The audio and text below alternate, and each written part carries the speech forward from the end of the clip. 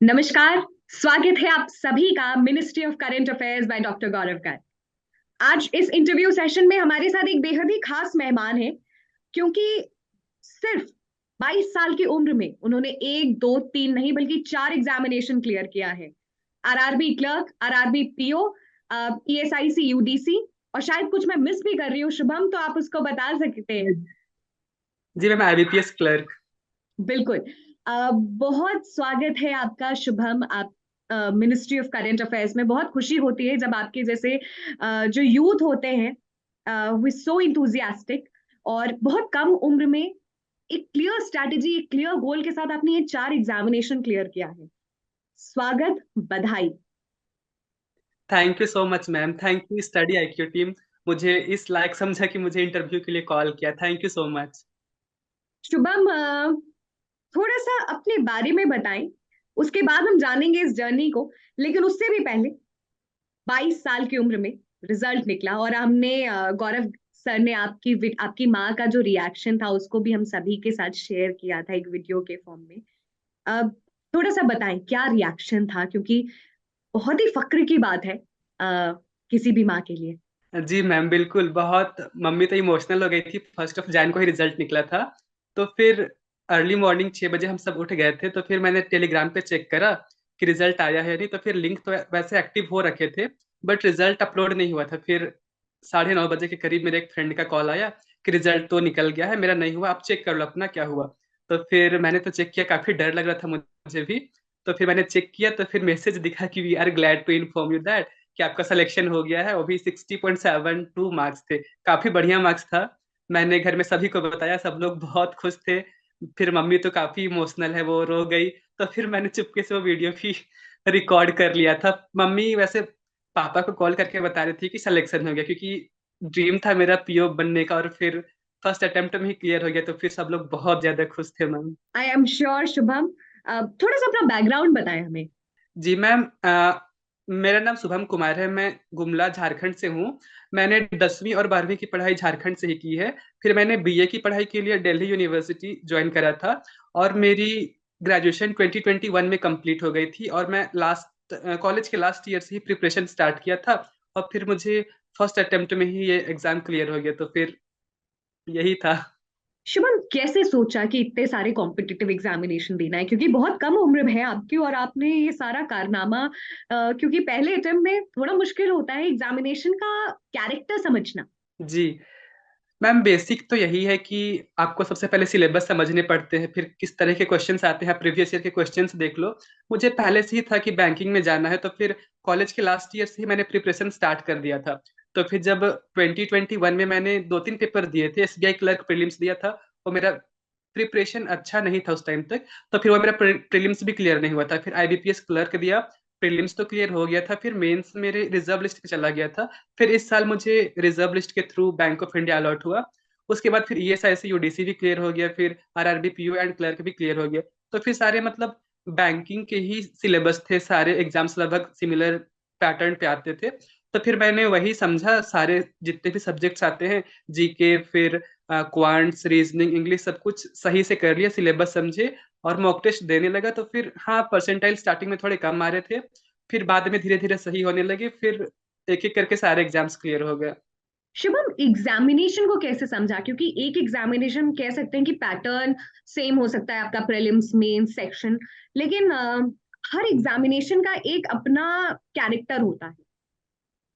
तो आरआरबी जी का जी जो कैरेक्टर है, कैरेक्टरिस्टिक है, उसको बताएं। जी मैम, आरआरबी में तो यही प्रीलिम्स में सिर्फ क्वांट्स और रीजनिंग आते हैं, और इसमें आपको स्पीड और एक्यूरेसी दोनों ही मेंटेन करने पड़ते हैं। आपको ओवरऑल टाइमिंग मिलता है प्रीलिम्स में खासकर, तो फिर आपको स्पीड और एक्यूरेसी दोनों पे ही काम करने का मौका मिलता है। और सेक्शनल कट ऑफ भी जाती है। तो फिर आपको ऐसा नहीं है कि सिर्फ एक सेक्शन आप स्ट्रॉन्ग कर लिए तो फिर दूसरे पे नहीं, तो फिर आपको दोनों ही स्ट्रॉन्ग करना पड़ेगा। और फिर मेंस के लिए तो वही है कि आपको उसमें कंप्यूटर की भी एक्स्ट्रा नॉलेज चाहिए होती है। तो फिर मैंने सब कुछ टाइम से एग्जाम से पहले ही क्लियर कर लिया था कि हाँ। उसके बाद फिर मैंने मेंस के मॉक्स देने लगे, तो फिर अपनी वीकनेसेस पता चली, फिर मैंने उन पे वर्क किया। और फिर धीरे धीरे सब कुछ सही होने लगे था। फिर मॉक्स दिए, मेंस के भी मॉक्स दिए, और फिर हाँ, एग्जाम भी दे दिया। फिर इंटरव्यू भी था, फिर इंटरव्यू के लिए मैंने पर्सनालिटी पे थोड़े बहुत काम किए थे, और फिर एक दो मॉक इंटरव्यूज दिए, फिर हाँ इंटरव्यू भी सही चला गया था, तो फिर फाइनल सिलेक्शन हो गया। मुझे अराउंड इंटरव्यू में भी 71 मार्क्स मिले थे, तो फिर ओवरऑल फाइनल 60.72 मार्क्स आए थे, तो फिर क्लियर हो गया था पहले अटेम्प्ट में। किसी को अगर पहले अटेम्प्ट में तैयारी करनी है और पहले अटेम्प्ट है उनको और ठान लिया हो कि पहले अटेम्प्ट में तैयारी करनी है, क्या स्ट्रैटेजी अपनानी है, क्या स्ट्रैटेजी आपने अपनाई? जी, पहले अटेम्प्ट में क्लियर करने के लिए आपको पहले ही बहुत स्ट्रांग माइंडसेट जरूरी है कि हाँ करना है करना है करना है। कई बार ऐसा होता है कि आप 0.25 मार्क्स से रह जाते हैं, लेकिन आपको इतनी प्रिपरेशन अपनी स्ट्रांग कर लेनी है कि हाँ पहले अटेम्प्ट में ही क्लियर हो जाए। आपको टाइम से पहले ही सब कुछ करना पड़ेगा। ऐसा नहीं है कि आपको प्रीलिम्स और मेंस साथ साथ प्रिपेयर करने हैं, आपको दोनों साथ ही प्रिपेयर करने पड़ेंगे। और फिर जीके जो काफी इंपॉर्टेंट रोल प्ले करता है आज के टाइम पे, तो फिर वो भी आपको टाइम से पहले ही करना पड़ेगा। एग्जाम से 6-7 मंथ्स के पहले आपको करंट अफेयर्स स्टार्टिंग से ही करने पड़ेंगे, क्योंकि जब प्रीलिम्स का रिजल्ट आ जाता है फिर मेंस के लिए आपको काफी कम टाइम मिलते हैं। फिर अगर आप उस टाइम पे जीए स्टार्ट करना शुरू करोगे तो फिर 6 से 7 घंटे डेली लगेंगे भी, और आपका अच्छे से रिवीजन नहीं हो पाएगा। तो फिर सब कुछ पहले से ही रेडी करोगे तो फिर पहले अटेम्प्ट में हो जाएगा। स्पीड और एक्यूरेसी का आपने कहा कि एक इम्पॉर्टेंट हिस्सा होता है, उसके बारे में बताएं कि कैसे स्पीड और एक्यूरेसी में तालमेल बनाना है। हाँ जी बिल्कुल मैम, स्पीड और एक्यूरेसी एक दूसरे को कंप्लीमेंट करेंगे। अगर दोनों साथ में चले तो फिर आपके स्कोर अच्छे आ जाएंगे। वरना कई बार ऐसा होता है कि आप तो स्पीड स्पीड स्पीड पे सारे कुछ कर रहे हैं, फिर कुछ डेटा ऐसे गलत लिख दिए तो फिर आपके टाइम भी वेस्ट होंगे और फिर मार्क्स भी थोड़े माइनस में चले जाएंगे। तो फिर बहुत इंपॉर्टेंट होता है, आप ये बिल्कुल भी ऐसे नहीं अचीव कर सकते। आपको प्रैक्टिस करनी पड़ेगी स्पीड और एक्यूरेसी दोनों लाने के लिए। और बैंकिंग के एग्जाम में काफी इंपॉर्टेंट होता है स्पीड और एक्यूरेसी। जब हम बैंक की बात करते हैं, अ, थोड़ा सा अपने इस स्केड्यूल के बारे में बताएं कि एक 22 साल का युवा जिसने ठाना हो कि पहले ही प्रयास में क्लियर करना है, क्या स्केड्यूल होता था, क्या डेडिकेशन होता था पूरे दिन? जी, बिगिनिंग तो सुबह से ही होती थी। मैं टू डू लिस्ट बना लेता था कि हाँ आज मुझे ये करना है तो फिर करना है, भले ही मुझे 6 से 7 घंटे लगे या तो फिर 10 घंटे लगे, मुझे आज मैंने टू डू लिस्ट बना लिया तो फिर मुझे करना ही है। तो फिर ऐसे ही सुबह इंग्लिश के कुछ मैं वोकैब्स और इडियम फ्रेजेस ये सब कर लेता था, और फिर दोपहर से ही मतलब मॉक टेस्ट वगैरह देकर फिर एनालिसिस करता था। और शाम में भी जो भी रीजनिंग है उनके कुछ पजल्स कर लिए, फिर मैथ्स के भी जो कुछ भी टॉपिक्स है वो कर लिए। मतलब डेली बेसिस पे मैं सारे सब्जेक्ट को टच करता था। और रात के टाइम पे मैं जीके को भी करता था। स्टडी आईक्यू टीम मतलब मैंने बहुत ज्यादा फॉलो किया। मुझे लास्ट ईयर भी रिजर्व लिस्ट के थ्रू चला गया था, तो फिर अगर मुझे लग रहा था कि अगर मैं उस टाइम पे भी स्टडी आईक्यू को फॉलो किया हुआ होता तो फिर मेरा सिलेक्शन लास्ट ईयर ही हो जाता।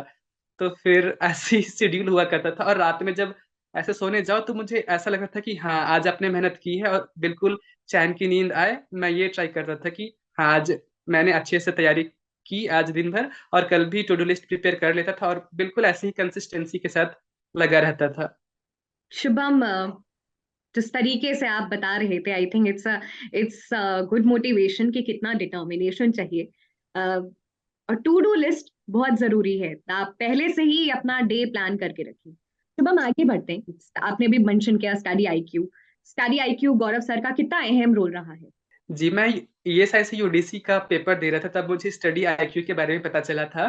तो फिर मैं जैसे ही एग्जाम देकर वापस आया फिर मैंने तुरंत सब्सक्रिप्शन ले लिया, फिर मैंने डेली लेक्चर्स देखने शुरू कर दिए। स्टार्टिंग में मुझे काफी बोरिंग लगता था, फिर बाद में जब ऐसे 6 to 7 डेज हुए फिर सब कुछ अच्छे लगने लगा। मैं डेली के वीडियोस देखता था, उसके बाद फिर क्विजेस भी लगाता था, और बैंकिंग अवेयरनेस के लिए भी अलग से आते थे सर के। तो फिर मैं सारा कुछ देखता था। फिर एग्जाम से पहले वो बेस्ट 300 MCQs वो भी देखने लगा था। तो फिर काफी अच्छा रोल रहा स्टडी आईक्यू का मेरे सिलेक्शन में। मुझे आरआरबी पीओ और आरआरबी क्लर्क, आरआरबी पीओ में मुझे 20.25 स्कोर मिले, और आरआरबी क्लर्क में भी 25.25 स्कोर आए थे। और आज के टाइम पे मैम काफी डीप क्वेश्चंस आ रहे हैं जीए के क्वेश्चंस। तो फिर ऐसा होता है कि जो भी चीजें आपको पता होती है वो आपके क्वेश्चंस में दिया हुआ रहता है, और फिर जो भी चीजें आपको नहीं पता रहते हैं वो क्वेश्चन से पूछ लिया जाता है। तो फिर स्टडी आईक्यू ने मुझे मतलब बहुत हेल्प किया। जिस तरीके से सर चीजें बताते थे, फिर एड ऑन इन्फॉर्मेशन जो भी सर बताते थे वो काफी ज्यादा हेल्प की मेरे सिलेक्शन में। आपने पीओ का इंटरव्यू दिया, कैसा एक्सपीरियंस था? जी मैम, मैंने तो छत्तीसगढ़ से अप्लाई किया था फॉर्म, तो फिर काफी ज्यादा प्रॉब्लम हुए थे जाने में भी। मैं ट्रेन की रिजर्वेशन तो करा रखा था, बट ऐसी सिचुएशन आई कि मुझे फिर ट्रेन छोड़कर ऐसे ऑन रोड जाना पड़ा, तो फिर काफी डिफिकल्टी हुई थी। मेरा इंटरव्यू कल है, तो फिर मैं रात में 2-3 बजे ऐसे रायपुर पहुंचा था। फिर हरासमेंट तो काफी ज्यादा थी। फिर रेस्ट करने का भी काफी टाइम कम मिला था, फिर भी मैं गया, इंटरव्यू दिया। मतलब जैसे ही इंटर किया, फिर 6 से 7 मेंबर थे मेरे पैनल में। तो फिर जैसे ही गया, फिर उन्होंने मुझे जीडीपी के बारे में क्वेश्चंस पूछे, कुछ बैंकिंग के भी क्वेश्चंस पूछे। फिर उस टाइम पे कुछ इलेक्शंस चल रहे थे, तो वहाँ के चीफ मिनिस्टर और गवर्नर के भी नेम्स पूछे थे उन्होंने। फिर मुझे अपने कॉलेज के सब्जेक्ट्स के बारे में पूछा था, पॉपुलर कल्चर के बारे में कुछ एग्जाम्पल्स भी पूछे। फिर नोटा वगैरह के बारे में पूछा था। तो मेरा इंटरव्यू सही गया था, उतना सेटिस्फाइड नहीं था, बट मुझे 71 मार्क्स मिले थे, और ये आई थिंक काफी थे कि मेरा सिलेक्शन हो जाए। तो फिर यही था, मतलब था कि ठीक ठाक स्कोर आ जाएंगे। कुछ क्वेश्चंस आपसे जो इंटरव्यू बोर्ड ने पूछा, आप हमारे साथ अगर शेयर करें। जी, जैसा मैंने बताया, मैंने जैसे ही इंटर किया तो फिर क्विज करा, उसके बाद फिर उन्होंने मुझे जीडीपी से ही क्वेश्चन शुरू करे। उसके बाद फिर सर ने मुझे, इलेक्शन चल रहे थे उस टाइम शायद गुजरात और हिमाचल प्रदेश में, तो मुझे वहाँ के उस टाइम के चीफ मिनिस्टर और गवर्नर्स के नेम पूछे। उसके बाद उन्होंने मुझे एक बैंक की ही सिचुएशनल क्वेश्चन पूछे थे। देन मुझे कुछ इंटरनेशनल रिलेशन के भी क्वेश्चंस पूछे थे उन्होंने।